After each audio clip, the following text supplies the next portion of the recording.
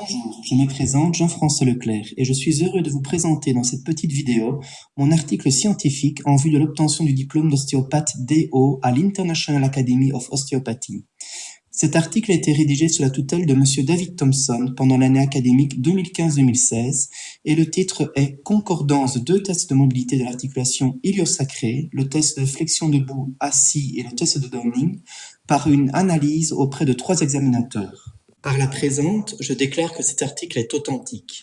Alors pour commencer, voici quelques définitions importantes pour la compréhension de l'article. La première définition est l'articulation sacro-iliaque. Donc l'articulation sacro-iliaque, il s'agit de l'articulation du sacrum avec les deux os iliaques. Alors, un peu plus loin dans cette présentation vidéo, je vais vous expliquer que le test de flexion debout, test de flexion assis, permet de distinguer une lésion iliosacrée d'une lésion sacro-iliaque. Il est important de bien distinguer ces deux notions, car seule la lésion iliosacrée a été considérée dans cet article. Donc pour commencer, la lésion iliosacrée est une lésion de l'iliaque par rapport au sacrum. L'iliaque bouge par rapport au sacrum autour de l'axe transverse inférieur. Une lésion iliosacrée antérieure est le cas d'une iliaque ne pouvant plus faire une rotation postérieure, et l'inverse pour une lésion iliosacrée postérieure. La lésion sacro-iliaque, quant à elle, est une lésion du sacrum par rapport à l'iliaque. La rotation antérieure et postérieure du sacrum par rapport aux iliaques s'effectue autour de l'axe transverse moyen. Les lésions sacro-iliaques antérieures et postérieures s'observent donc autour de cet axe. Au niveau des tests de mobilité, il en existe de nombreux permettant de détecter la restriction de mobilité qui est caractéristique de la lésion ostéopathique articulaire, iliosacrée ou sacro-iliaque. Parmi ceux-ci, 2 seront étudiés dans le cadre de cet article scientifique. Le premier sera le test de flexion debout, test de flexion assis, ou TFD-TFA, et le second sera le test de Downing. Le test de flexion debout, test de flexion assis, ou TFD-TFA, permet de déterminer s'il y a un problème iliosacré ou sacro-iliaque, et il donne également le côté de la lésion. Il étudie le mouvement d'ascension des épines iliaques postéro-supérieures, EIPS, lors de la flexion antérieure du tronc chez un patient. En position debout, c'est le TFD, en position assise, le TFA. Alors, si le TFD est clairement plus positif que le TFA, on considère alors qu'il y a une lésion iliosacrée. Par contre, si c'est l'inverse, si c'est le TFA qui est clairement plus positif que le TFD, on parlera alors plutôt de lésion sacro-iliaque, le côté de la lésion étant donné par l'EIPS montante. Les lésions qui nous intéressent dans le cadre de cet article sont les lésions iliosacrées, car le test suivant, le test de Downing, n'est utilisé que dans le cas d'une lésion iliosacrée. Ces 2 photos illustrent le test de flexion debout. Le sujet est donc debout, pieds légèrement écartés. Le praticien se place derrière le patient et pose ses pouces sur les EIPS. Il vérifie d'abord si elles sont à niveau. Ensuite, quand le sujet s'enroule vers l'avant, il observe la balistique du mouvement et simultanément, il perçoit le déplacement de ses pouces. En l'absence de lésion, les 2 pouces font une ascension symétrique. En cas de dysfonction, un des pouces se déplace davantage car la balistique de ce côté est augmentée par une fixation de l'ilium au sacrum. Le test est à la fois visuel et palpatoire. Ces 2 photos illustrent cette fois le test de flexion assis. Le sujet est donc assis, bras croisés avec la main sur les épaules, genoux légèrement écartés. Le praticien, derrière le patient, pose ses pouces sur les EIPS. Quand le sujet s'enroule vers l'avant, il observe la balistique du mouvement et simultanément, il perçoit le déplacement de ses pouces. En l'absence de lésion, les 2 pouces font une ascension symétrique. En cas de dysfonction, un des pouces se déplace davantage car la balistique de ce côté est augmentée par une fixation du sacrum à l'ilium. Le test est à la fois visuel et palpatoire. Le test de Downing est un des tests de mobilité pouvant être utilisé lorsqu'une dysfonction iliosacrée est observée, c'est-à-dire lorsque le TFD est clairement plus positif que le TFA. Il sert à mettre en évidence la direction de la fixation iliaque, soit en antériorité, soit en postériorité. Il se déroule en 2 phases pour chaque membre inférieur. Alors le test d'allongement, on réalise une flexion plus rotation externe plus adduction de la coxo-fémorale. Ça entraîne une antéversion de l'iliaque par rapport au sacrum et un allongement apparent de la jambe. Pour le test de raccourcissement, on réalise cette fois une extension plus rotation interne plus abduction de la coxo-fémorale. Ça entraîne une rétroversion de l'iliaque par rapport au sacrum et donc un raccourcissement apparent de la jambe. Le côté donc de la dysfonction est donné par le côté du membre qui ne s'allonge pas ou qui ne se raccourcit pas. Alors ces 2 photos illustrent le test de Downing. Donc la photo de gauche montre le test d'allongement avec une flexion plus rotation externe et adduction de la coxo-fémorale. La photo de droite, quant à elle, montre le test de raccourcissement avec une extension plus rotation interne plus abduction de la coxo-fémorale. L'objectif de cet article était de déterminer si les deux tests de mobilité concordaient entre eux, par une analyse auprès de 3 examinateurs. Ces deux tests n'évaluent pas tout à fait les mêmes paramètres. Cependant, ils donnent 2 informations en commun. Ils nous disent s'il y a une lésion iliosacrée et, si tel est le cas, ils donnent également le côté de la lésion. Sur base de ces 2 tests, il existe différentes possibilités de concordance et de discordance. Il y a concordance si TFD, TFA et test de Donning sont OK, ou bien encore si TFD, TFA et test de Donning montrent une lésion iliosacrée du même côté. Il y a discordance si TFD, TFA et test de Donning montrent une lésion iliosacrée mais du côté opposé, ou bien si TFD, TFA est OK mais test de Donning ne l'est pas, ou bien encore si TFD, TFA n'est pas OK mais que le test de Donning est OK. Pour l'étude littéraire, de manière générale, les tests de mobilité présentent une mauvaise concordance. Les études portant sur le TFD-TFA et le test de Donning montrent aussi une mauvaise fiabilité. Cependant, malgré ces études peu concluantes, peut-être que la confrontation de ces 2 tests l'un par rapport à l'autre donnera de meilleurs résultats que lors de leur étude séparément. Les sujets de la population étudiée ont été recrutés parmi les étudiants de 4e et de 5e année d'ostéopathie à l'International Academy of Osteopathy à Mont-Saint-Guibert.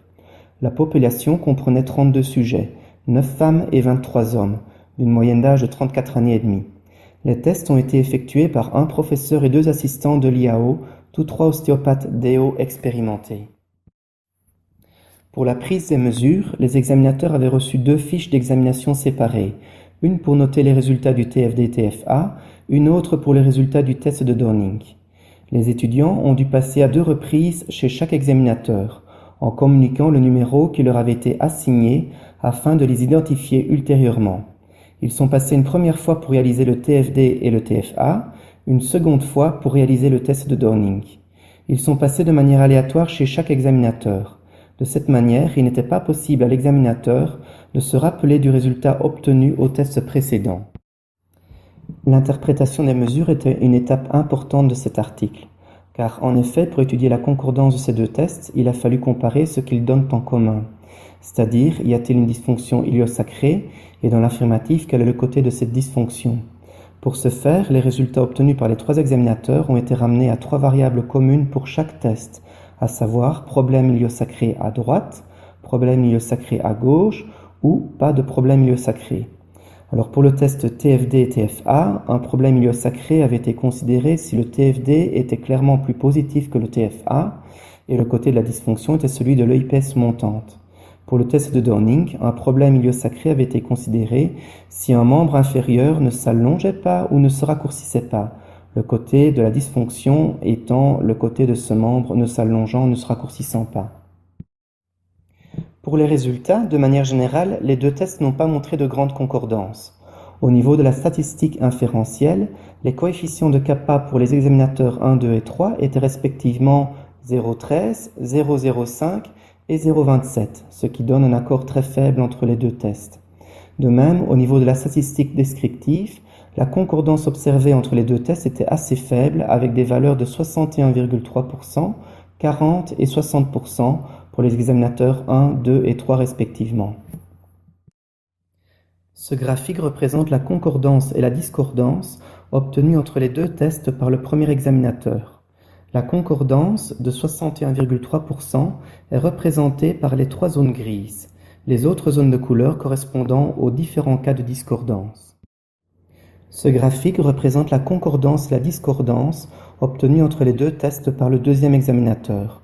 La concordance de 40% est représentée par les 2 zones grises, les autres zones de couleur correspondant aux différents cas de discordance. Ce graphique représente la concordance et la discordance obtenues entre les 2 tests par le troisième examinateur. La concordance de 60% est représentée par les 3 zones grises, les autres zones de couleur correspondant aux différents cas de discordance. Il ressort de cette étude que la concordance entre les résultats du TFD-TFA et du test de Donning est relativement faible.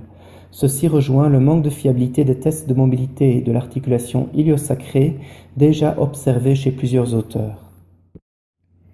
Plusieurs explications peuvent néanmoins être avancées par rapport à ces résultats.